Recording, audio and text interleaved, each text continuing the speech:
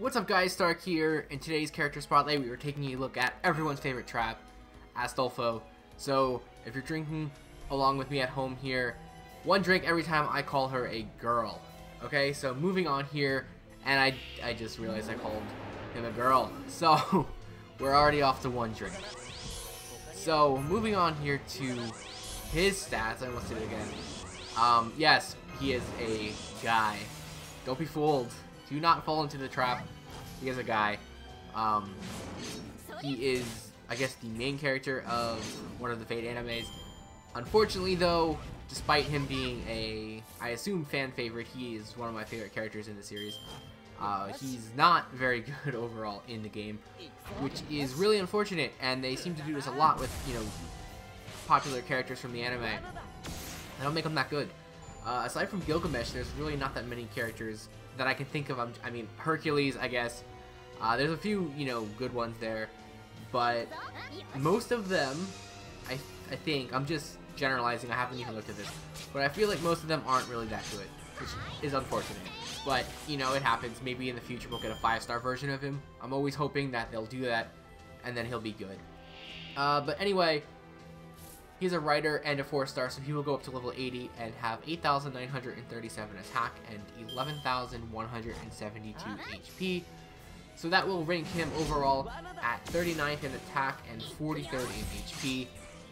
So he doesn't have the worst stats, but his stats alone aren't enough to make this character usable. Unfortunately, again, like I wish this character would be good. I still want him because I like the character, but he's really not that good, unfortunately. So if you do decide to max him out completely, he will end up with 12,821 attack and 15,546 HP. So moving on here to his skills, and he doesn't have the worst skill set, but a lot of it is chance based, and you guys know how I feel about that. But anyway, the first skill is the Monstrous Strength C-. This is a self buff that will increase his attack for 1 turn, and it starts at 8% at level 1, goes up to 28% at level 10. It's not the biggest, you know, buff in the game. It's not really that good. If you max it out, it's okay. And it starts at 10 turns, goes down to 5 turns at max, I believe. So it has a pretty low cooldown, so you can recycle it pretty often. But it's definitely not, you know, ideal. You're pretty much just going to pop this when you use your normal Phantasm. And that's pretty much it, though. Moving on here to his second skill, it is the Down with a Touch D. And this will target one enemy and have a chance to inflict stun.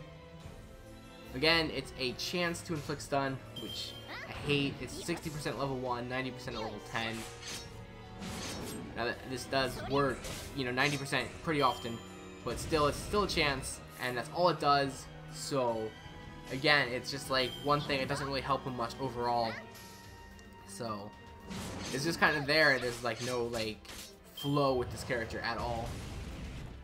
Moving on here to his third skill is the Disappearing Reason D. This is a self buff that has a 65% chance to do the following. So to gain critical stars for 3 turns, to increase critical star drop rates for 3 turns, and increase critical strength for 3 turns. Each turn, I believe this has a chance to apply. So if it doesn't work 1 turn, it could work the next turn. And I believe if it works 1 turn, it might not work the next turn. I have to use him properly and see, but all the ones I've used, more or less, I haven't really been... It was either on a Japanese version, and I wasn't paying attention, or they haven't had the skill unlocked when I was. So again, 65% chance for all the effects. It sucks. Like, I don't know why they do this. You know, it would be nice if at least one of them triggered, like guaranteed triggered each turn. Like if there was a 65% chance, but one of them was still guaranteed, at least. So your minimum of getting one of the effects, that would make it so much better. It's 5 stars per turn at level 1, 10 stars at level 10, 30% to increase critical star drop rate at level 1 goes up to 50%, and then for the increase in critical strength, it's 20% at level 1 and goes up to 40% at level 10. So if you look at it on paper, it looks nice, but there's the random chance there. There is a interlude quest to power it up, and this makes the skill pretty usable and it actually makes Astolfo usable in some ways, because this will actually give it a extra effect that will increase his Noble Phantasm gauge 30% at level 1, goes up to 50% at level 10. So if you have this skill maxed, you can equip him with any sort of craft essence that increases his Noble Phantasm at the start of the fight. Use his third skill and you have your Noble Phantasm ready for wave 1, clear up with his Noble Phantasm. So there is that. You could use him on wave clearing, farming teams like that. So at least he has some use, but overall probably not using this character too much. Moving on here to his class skills, he has 3. The first one being the Magic Resistance A, and this will increase debuff resistance by 20%. His second one is Writing A+. This will increase crit card effectiveness by 11%. And his third one is the Independent Action B, which will increase critical strength by 8%. Moving on here to his Ascension and skill enhancement materials. For his Ascension, he's going to need the Horseshoes, Crystals, Feathers, and Talons. And then for his skill enhancements, he's going to need Crystals, Horseshoes, Pages, and Seeds. So moving on here to his command cards and Noble Phantasm, he has 3 Quick, 1 Arts, and 1 Buster. So you primarily want to use him on quick teams. Unfortunately though, like, that's pretty much the only place you're going to use him unless you're using him for his Noble Phantasm, where you're going to spam it. Or not even spam it, just using it for like wave clear teams or really fast teams for like farming EXP items or things like that. He has a very low, very bad Noble Phantasm generation rate, and he doesn't have that many hits, so overall you're not going to be filling your gauge up that fast unless you're using skills, which is his huge drawback. So again, I don't want to say the character's bad. Like, I hate saying characters are bad, because any character can be useful in any situation really, and you know, if you'd like the character, go ahead and use the character, but some of them just don't live up to other ones, and he's one of those, unfortunately. Moving on here to his Noble Phantasm, which is a pretty good Noble Phantasm in my opinion. It will deal heavy damage to all enemies that ignores defense, and then it will grant him evasion for 3 attacks, and then it will gain critical stars on the overcharge. So unfortunately, man, maybe I should just change the drinking rules every time I say unfortunately in this video. But if this was evade attack, I know this is a lot for a Noble Phantasm, but if it was evade attack for 3 turns instead of 3 attacks, then I feel like this character would be like significantly better. But it's 3 attacks. Now that could be good if, you know, he's not getting attacked, but if he gets like jumped in 1 turn, that can go away.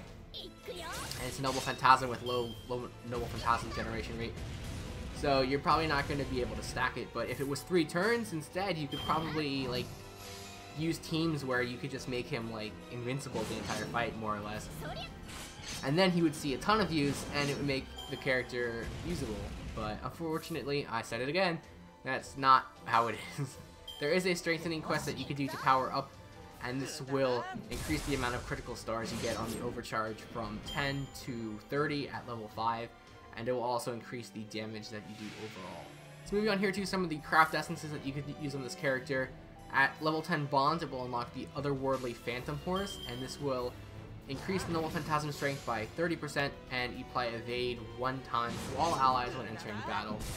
This isn't a bad craft essence, it's definitely something different, but ideally you want to use craft essences to increase his Noble Phantasm at the start of the fight. So Kaleidoscope or Imaginary Element are your best options. So moving on here to his character in review portion. For his stats, he does have decent stats, so I'm going to give him a 3-star in stats. For his skills, I'm going to give him 3 stars as well. Now, I'm only doing this because of the strengthening quest to get his Noble Phantasm generated at 50%, so you can pretty much turn 1 Noble Phantasm, and his Noble Phantasm is pretty good as well, which I factor into the skills as well. So for versatility, I'm going to give him 2.5 stars, because he's very, very like niche. You're only going to use him in very fast teams that are going to be using Noble Phantasms to clear waves extremely fast, farming like EXP items and things like that. So you're not going to be using him in a lot of teams. So actually, I'm gonna drop it down to 2 stars in versatility. As for his aesthetics, I do like the character. I'm gonna give him 3 stars in aesthetics because I like the character personally. The character design is really cool. Everything else plays into play perfectly well. It's just his actual stats and his skills don't back it up.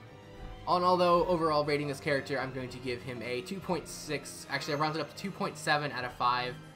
Unfortunately, he's just not that good of a servant, which really sucks, but it is what it is.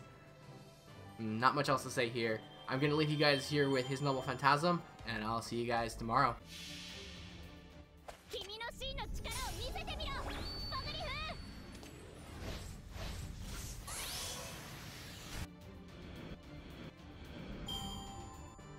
問題。あ、これで最弱の称号はそっちに譲るよ。いいよね。